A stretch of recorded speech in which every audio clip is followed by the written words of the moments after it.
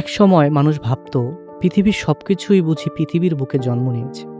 কিন্তু যদি বলা হয় আমাদের শরীরের রক্তে থাকা লোহাও একসময় পৃথিবীতে ছিল না। কোটি কোটি বছর আগে মহাবিশ্বের এক ভয়ঙ্কর বিস্ফোরণ থেকে ছিটকে এসেছে এই ধাতু। আশ্চর্যের বিষয় হলো আধুনিক বিজ্ঞান যে সত্যটি আজ আবিষ্কার করেছে, পবিত্র কোরআনে সেই ইঙ্গিত দেওয়া হয়েছিল প্রায় 1400 বছর আগেই। তাহলে কি সত্যি আকাশ থেকে এসেছে পৃথিবীর লোহা? আজ জানব সেই অবিশ্বাস্য রহস্য। লোহা মানব সভ্যতার অন্যতম গুরুত্বপূর্ণ ধাতু। সভ্যতার অগ্রগতি, শিল্প বিপ্লব, আধুনিক স্থাপত্য, যানবাহন, প্রযুক্তি কিংবা যুদ্ধাস্ত্র সব ক্ষেত্রেই এই ধাতুর ভূমিকা অপরিসীম।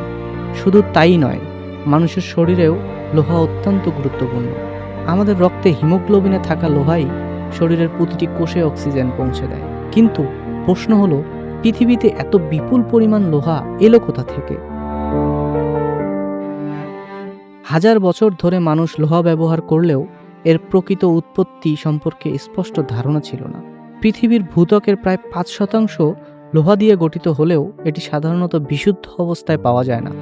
হেমাটাইট, ম্যাগনেটাইট, সিডারাইট, লিমোনাইট, আয়রন পাইরাইটের মতো আকরিক থেকে দীর্ঘ প্রক্রিয়ার মাধ্যমে লোহা নিষ্কাশন করা হয়। কয়লা, চুনাপাথর ও উচ্চ তাপমাত্রার সাহায্যে এই আকরিক থেকে তৈরি করা হয় আমাদের পরিচিত লোহা।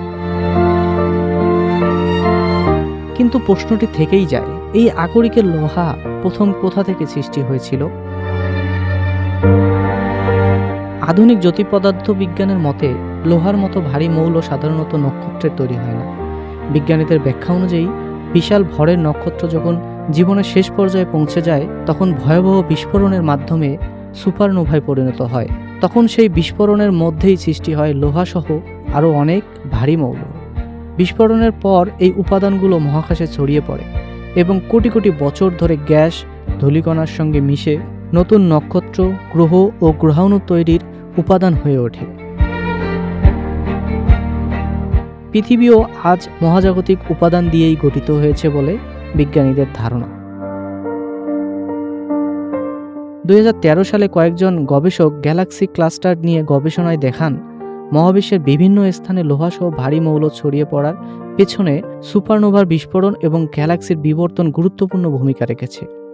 অর্থাৎ আজ পৃথিবীতে যে লোহা আমরা ব্যবহার করছি তার উৎস পৃথিবীর চেয়ে অনেক পুরনো এবং মহাজাগতিক। এখানেই অনেক মুসলিম গবেষক ও বিশ্লেষকের দৃষ্টি যায় পবিত্র কোরআনের সূরা আল হাদিদের একটি আয়াতের দিকে। সেখানে বলা হয়েছে, আমি লোহা অবতীর্ণ করেছি যাতে রয়েছে প্রবল শক্তি এবং মানুষের জন্য বহুবিধ উপকার। এই আয়াতে ব্যবহৃত অবতীর্ণ শব্দটি দিয়ে দীর্ঘদিন ধরে বিভিন্ন ব্যাখ্যা রয়েছে। অনেকের মতে এটি লোহার বিশেষ গুরুত্ব বোঝানোর জন্য ভাষাগত প্রকাশ।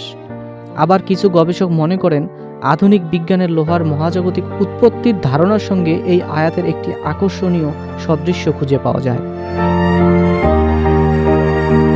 তবে এটিও মনে রাখা জরুরি যে কোরআনের আয়াতের ধর্মীয় ব্যাখ্যা এবং বৈজ্ঞানিক গবেষণা দুটি ভিন্ন জ্ঞানের ক্ষেত্র।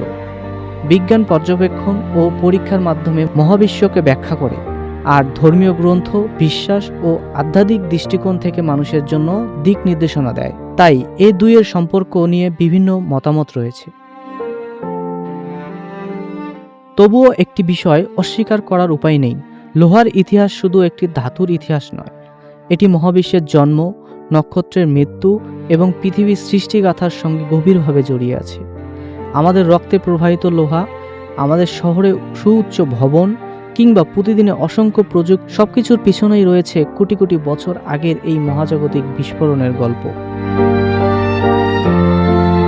হয়তো এই কারণেই পৃথিবীর এই সাধারণ ধাতুটিও আজ বিজ্ঞানীদের বিস্মিত করে, গবেষণার নতুন দিগন্ত খুলে দেয় এবং অনেক মানুষের কাছে কোরআনের আয়াতগুলো নতুন করে ভাবার সুযোগ সৃষ্টি করে।